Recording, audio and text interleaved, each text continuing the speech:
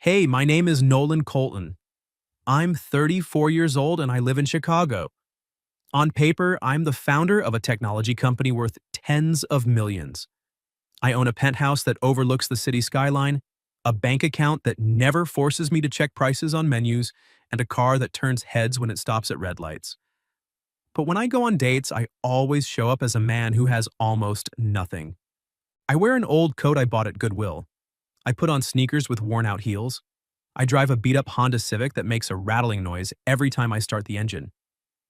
I tell women I work as tech support for a small company. I say I live in a rented apartment far from downtown. I say money is tight for me. All of it is a lie. I do this because of Jennifer, my ex-wife. Jennifer left me after 7 years together. Not when I was poor. Not when I was building the company out of a small garage. She left when I had already succeeded, when money started bringing parties, partners, and people who smiled at me like I was an opportunity instead of a person. She betrayed me with one of my own business partners, a man richer, flashier, better at making people feel like they were stepping into a higher class. The day the divorce was finalized, Jennifer looked at me calmly and said something I will never forget. Nolan, you're a good man, but being good was never enough. Since that day, I stopped believing anyone could love me for who I really am. I started believing people only love safety. They love money. They love nice houses, nice cars, status, expensive dinners, and the feeling of standing next to a man who can open every door. So I began testing women. In the past 18 months, I went on 25 dates. I let my card get declined at the end of dinner. I pretended to forget my wallet.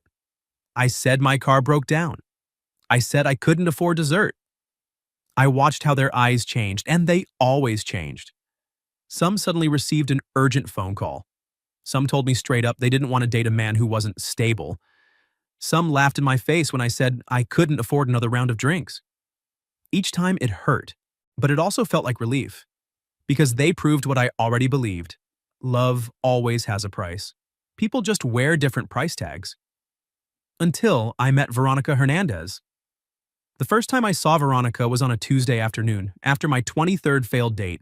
I was sitting in my old Honda Civic in front of a small diner I had never really noticed before. The neon sign outside flickered, the vinyl seats inside were cracked, and the glass door was foggy with steam. It looked like a place time had forgotten since 1987. I was about to drive away, then I saw her through the window. Veronica wore a light blue waitress uniform, her black hair tied up in a messy bun. She was pouring coffee for an old man near the door. His hands were shaking so badly that he spilled water all over the table. Most tired waitresses would have sighed or gotten annoyed. But Veronica just smiled, grabbed a rag, wiped the table clean, and leaned down to ask if he needed anything else. That smile wasn't a work smile. It was real. I didn't understand why that made me stop the car, but I walked inside. I came back the next day and the day after. By the fourth time I ordered a black coffee and sat there for over 2 hours, Veronica finally walked up to my table holding a coffee pot. She looked at my half-full cup, then at me with a tired but amused expression. "You keep ordering black coffee and sitting here for 2 hours," she said. "Either you really love this diner's coffee or you're working up the courage to say something." I felt my neck heat up like I was 17 again.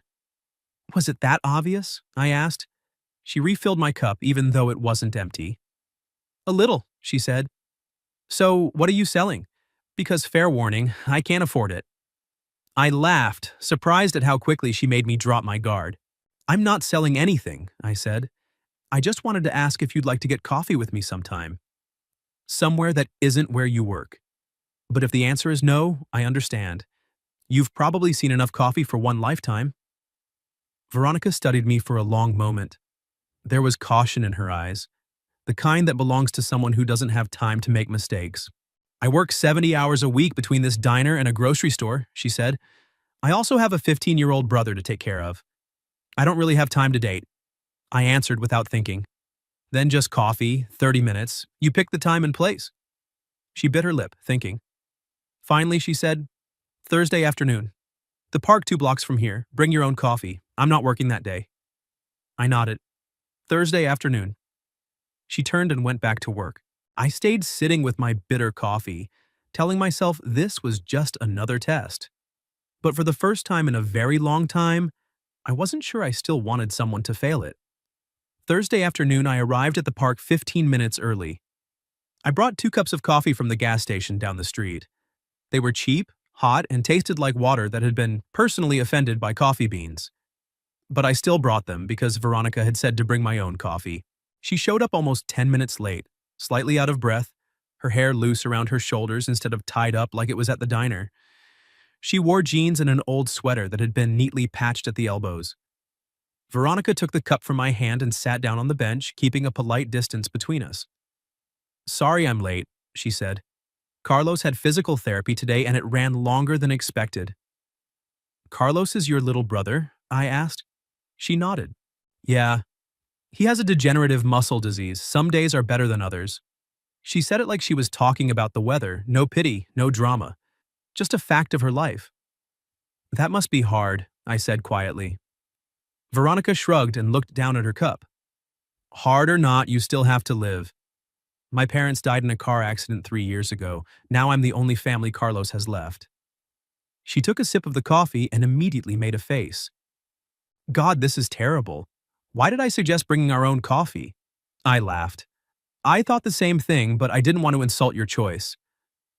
Veronica looked at me, and for the first time her smile reached her eyes. "I work at a diner, and I recommended gas station coffee. I have no excuse." We sat on that bench for almost 2 hours, drinking the terrible coffee and talking.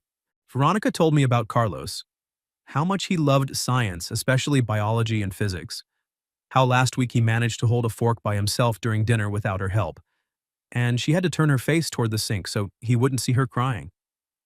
I listened. Not the kind of listening I used to do on dates, the kind where I was looking for cracks to exploit. I listened because I actually wanted to know. When she asked about me, the old lies slid out of my mouth like a script I had rehearsed too many times. I told her I worked in tech support. I told her I lived in a small apartment. I told her that after my divorce, I learned people usually leave when life stops giving them what they want. Some of it was a lie, but the pain behind it was real. Veronica looked at me, her eyes softening.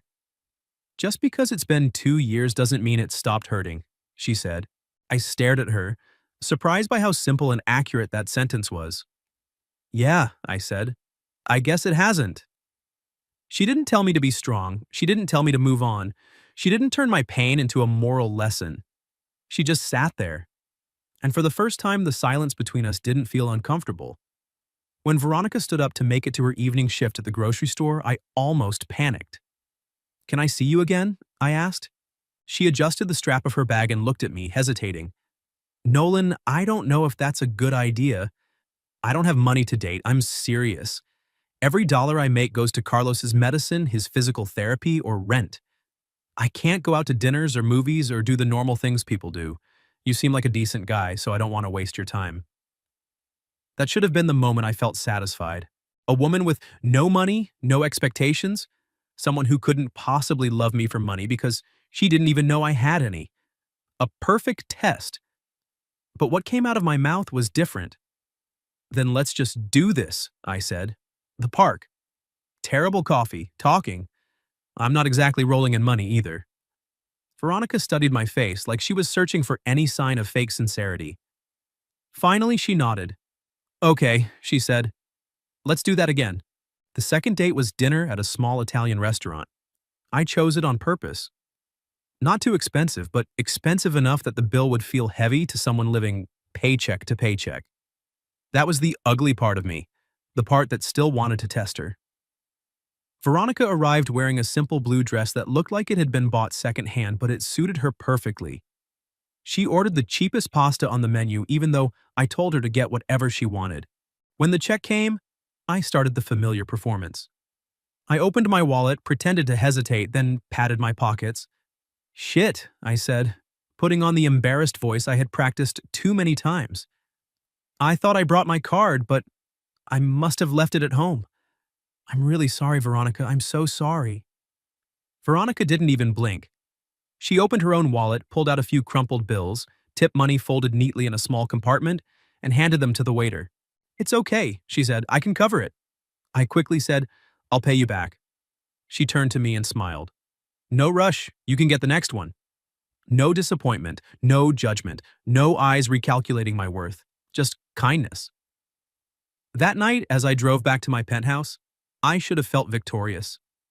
Veronica had passed a test that 25 women before her had failed, but instead of relief, I felt sick to my stomach. Because I had let a woman who worked 70 hours a week use her tip money to pay for a lie I told. And for the first time, I wasn't sure who was really being tested anymore, her or me. I kept lying. That was the part I'm most ashamed of when I look back. I told her my car was broken down, even though my real car was sitting in a private garage downtown. Veronica never complained.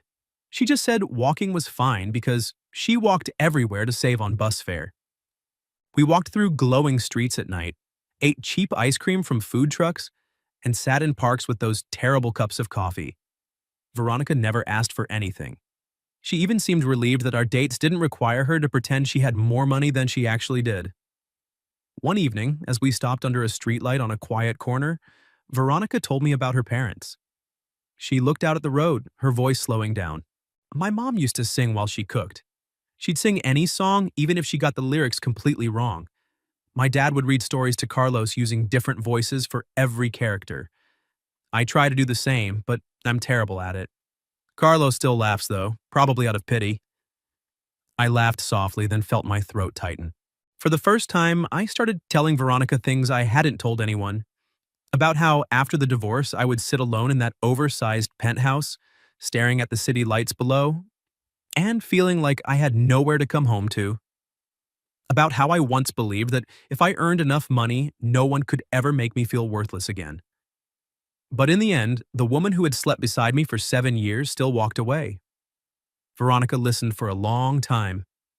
Then she said, with quiet certainty, Nolan, being betrayed doesn't mean you're not worthy of love. It just means one person didn't know how to keep what they had. I looked at her and couldn't speak. Some sentences don't save a life, but they can crack a wall. Our fifth date was a free outdoor concert in the park. We sat on the grass. Veronica was so exhausted that she fell asleep on my shoulder during the third song. I stayed completely still for 45 minutes, afraid to move in case I woke her. I looked down at her sleeping face, the dark circles under her eyes, the small cuts on her hands from working too much, a woman who had been carrying an entire family on her shoulders while still too young. I thought, with one phone call, I could pay for all of Carlos's medical bills. But if I did that, I would have to explain. And if I explained, every lie I had told would come crashing down. On our sixth date, Veronica brought Carlos along. I met him in front of an old bookstore. He was 15, sitting in a wheelchair, thin but with sharp, intelligent eyes. He looked me up and down like a strict judge. Carlos turned to his sister and said, "You're actually dating this guy?" Veronica's face turned red immediately. "Carlos," she warned. He shrugged and looked back at me. "I'm just checking. You have questionable taste, sis." I laughed and held out my hand. "I'm Nolan. I'll try not to lower your sister's standards too much." Carlos shook my hand, still evaluating me. "We'll see." That day we walked through a small street fair. Carlos talked more than I expected. He loved science and fantasy novels. He hated when people spoke to him like he was younger than he actually was. Veronica watched me the whole time I crouched down to talk to him at eye level. No pity, no exaggeration, just normal conversation. The look in her eyes at that moment made my chest ache. Because she trusted me. After the fair, we bought ice cream. Veronica insisted on paying because she had just gotten a 25-cent raise at the grocery store. 25 cents an hour, she said, half joking, half serious. I'm rich now. I smiled, but something inside me twisted painfully. 25 cents an hour was real happiness for her. Meanwhile, I could lose a few $1,000s in one night and not even remember where it went. When Carlos rolled a little farther ahead to look at the bookstore window, he turned back and shouted, "You two look disgustingly cute together." Veronica turned bright red. "Carlos!" He just shrugged, completely unrepentant, and looked at me. "You make my sister laugh." "She doesn't laugh enough."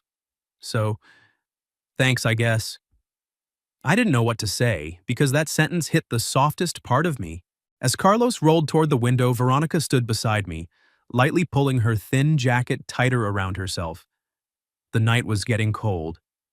I took off my own jacket and draped it over her shoulders. "Nolan, I'm fine." She started to protest. "Just wear it," I said, adjusting it gently. Veronica looked at me, her expression softening. "You're not like the men I've met before." I felt my heart tighten. "Yeah," I said quietly. "I'm really not." She stepped closer and kissed me. Her kiss was gentle, careful, like a question. I kissed her back. And in that moment, I knew everything had gone far beyond any test. I no longer cared whether Veronica passed or failed. I just didn't want her to leave when she found out what I had done. That night, I stood in the middle of my penthouse living room, looking out at the city. All the expensive furniture, the designer pieces, the custom art on the walls. Suddenly, everything felt empty. I picked up my phone and almost called my assistant to run a background check on Veronica. One call and I could know if everything she told me was true, if Carlos really had the disease, if her parents really died in an accident, if she was taking advantage of me. My finger hovered over the screen, then I put the phone down. If I did that, I would turn Veronica into a file, a transaction, a risk assessment, and I would become exactly the kind of person I hated. The next morning I called her. When she answered, her voice sounded tired but soft. "Nolan, you're calling early. Is everything okay?" I gripped the phone, my throat dry. "Veronica, can we meet today? There's something important I need to tell you." She was quiet for a few seconds, then she asked, her voice starting to worry. "You're scaring me. What's going on?" I closed my eyes. "I need to say it in person. Please." She let out a small breath. "Okay, 2 o'clock, the usual park." "Thank you," I said. After I hung up, I sat in the living room for a long time. For the first time in months of testing other people, I was afraid of my own results. I arrived at the park at 1:30. I was wearing the same old coat, the same worn jeans, the same scuffed shoes, but this time the clothes didn't feel like a clever disguise anymore. They felt like a costume I desperately wanted to take off. Veronica arrived right at 2. She was still in her diner uniform, her hair tied up in a hurry, dark circles under her eyes from the morning shift. But when she saw me, she still smiled. That smile made me feel even worse. She sat down beside me, tilting her head slightly. "Okay," she said. "You really scared me. What's so important?" I took a deep breath. "I haven't been honest with you." Her smile faded. "What do you mean?" I forced myself to look straight at her. "I don't work in tech support. I own a technology company, a very large one. I don't live in a small apartment. I live in a penthouse downtown. My car isn't broken. And I didn't forget my wallet that night at the restaurant." Veronica sat very still. She blinked, like she hadn't fully understood yet. "I don't get it," she said quietly. "What are you saying?" I spoke slowly, each word heavy. "I'm a millionaire, Veronica. Everything I told you about my financial situation was a lie. The air between us cracked." Veronica stared at me, first confused, then disbelieving, then hurt. "Why?" she asked. I rushed the words out as if saying them faster would hurt less. "Because I wanted to know if anyone could love me for who I am. My ex-wife betrayed me with a business partner. She made me believe people only stay for money, for status, for what I can give them. So I started testing the women I dated. I pretended to be poor. I let my card get declined. I watched who stayed." Veronica repeated the words, her voice turning cold. "Testing?"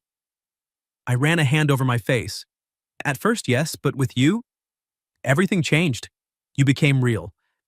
I didn't know how to stop without losing you." Veronica stood up suddenly. Her hands were shaking. "You let me pay for dinner with my tip money." I stood with her, panicked. "Veronica," she took a step back. "You knew I needed that money for Carlos's medicine. You heard me talk about every single dollar I made. You watched me calculate bus fare, food, physical therapy, and you still let me pay, just to see if the poor girl could pass your little test." "That's not how it was," I said. She let out a short, bitter laugh. "Then how was it, Nolan?" I couldn't answer right away. Veronica looked at me like she was seeing me for the first time. I thought you understood me, she said. I thought you knew what it felt like to worry about money, to live like you're always standing on the edge of a cliff. But you were just playing a role. You were a tourist in my life. That sentence hit me straight in the chest. Everything I felt was real, I said, my voice hoarse. Every conversation, every moment I spent with you, the way I cared about Carlos, all of it was real. Veronica wrapped her arms around herself like she was cold. Which part am I supposed to believe? The part you told me? Or the part you hid in your penthouse? I took a step forward, but she raised her hand to stop me. Don't. I froze. She wiped her eyes quickly like she hated crying in front of me. I need time to think. Don't call me. Veronica, please. She shook her head. No, you had plenty of time to tell the truth. Now it's my turn to have time to decide if I can forgive this.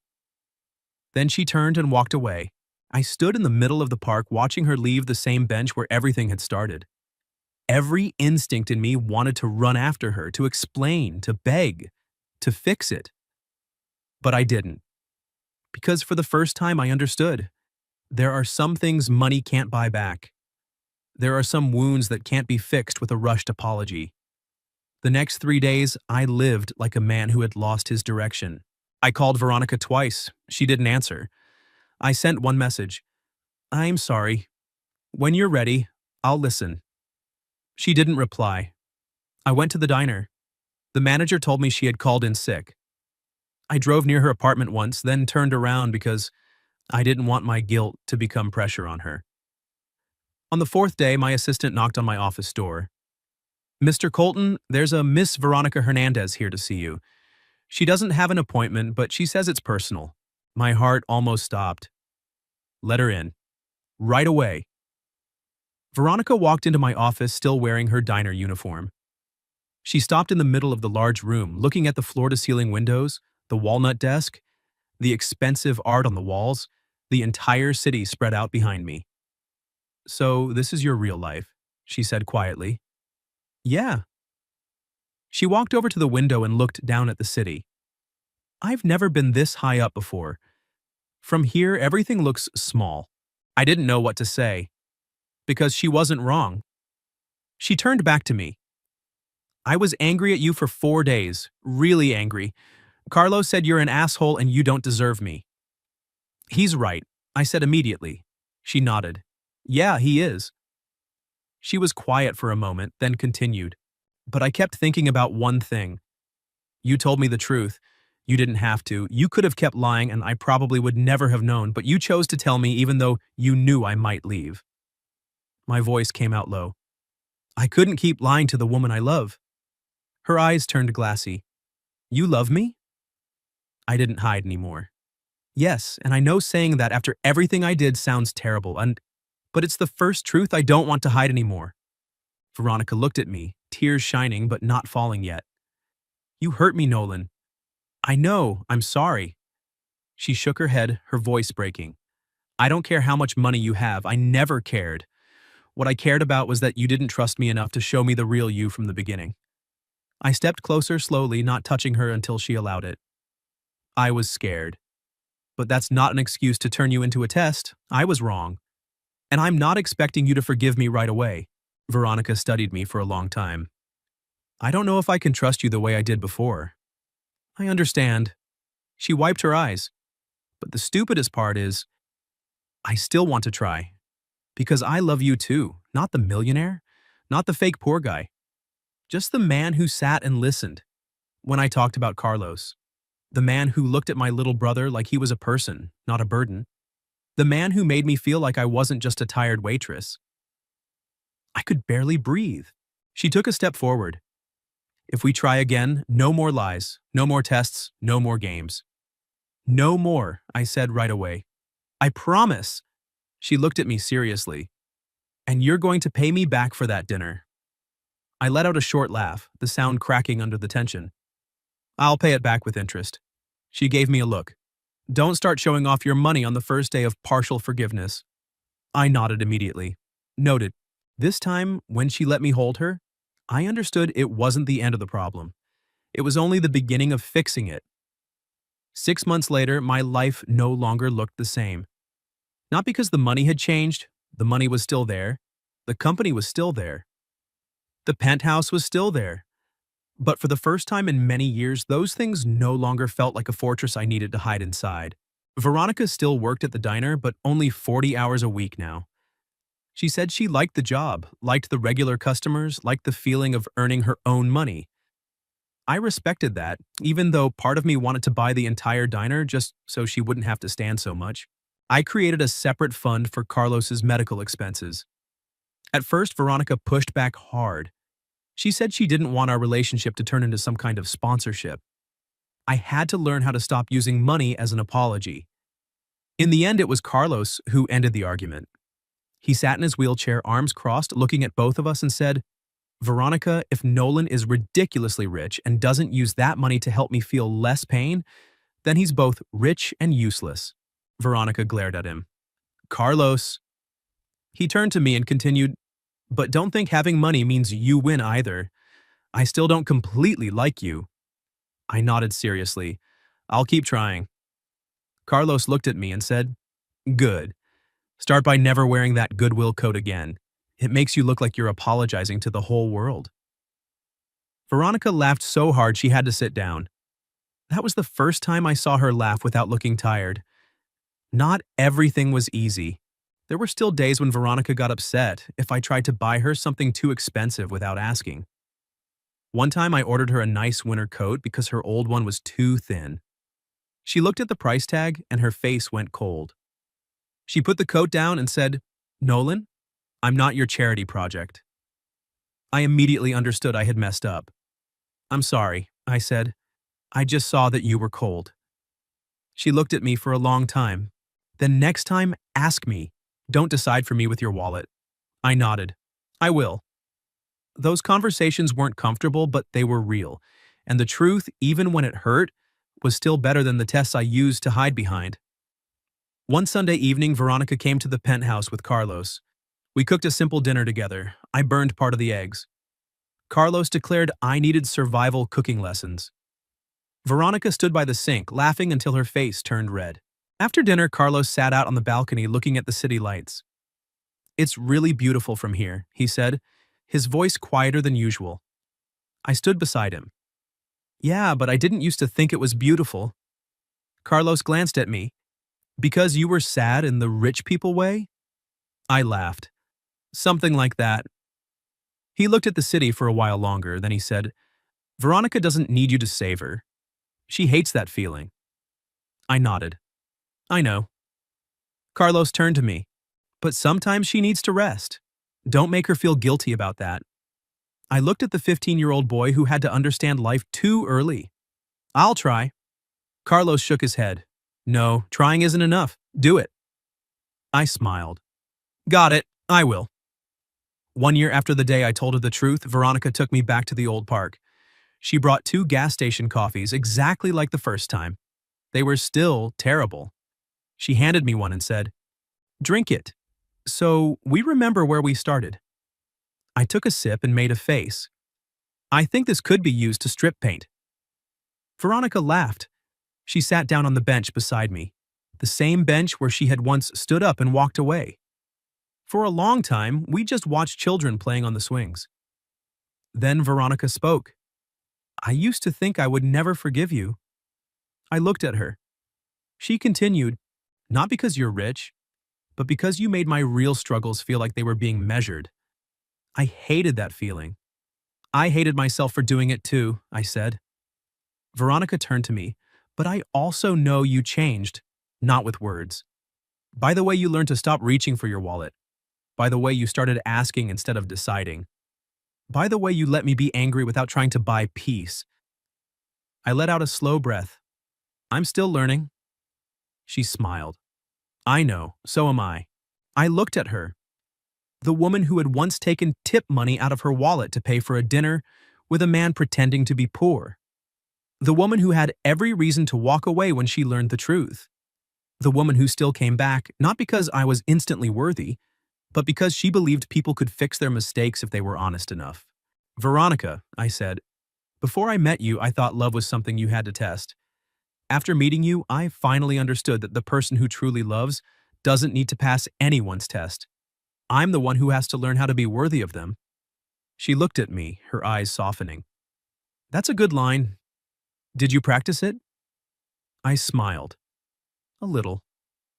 Veronica rested her head on my shoulder. Fine, I'll let it slide this time. We sat there for a long time. No more millionaire pretending to be poor. No more waitress being tested. No more tests.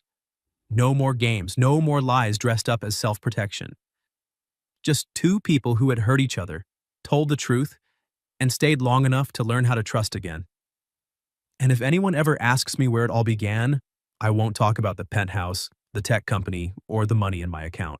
I'll tell them about an old diner, a tired waitress who still smiled at an old man who spilled water, and 2 cups of terrible gas station coffee. I'll tell them about the night I pretended to forget my wallet, and she took tip money out of her purse without making me feel small. I'll tell them that there was once a woman who had very little, but gave me the one thing all my money could never buy. A chance to be loved, not because I was rich, but because I finally stopped pretending to be poor in my own heart.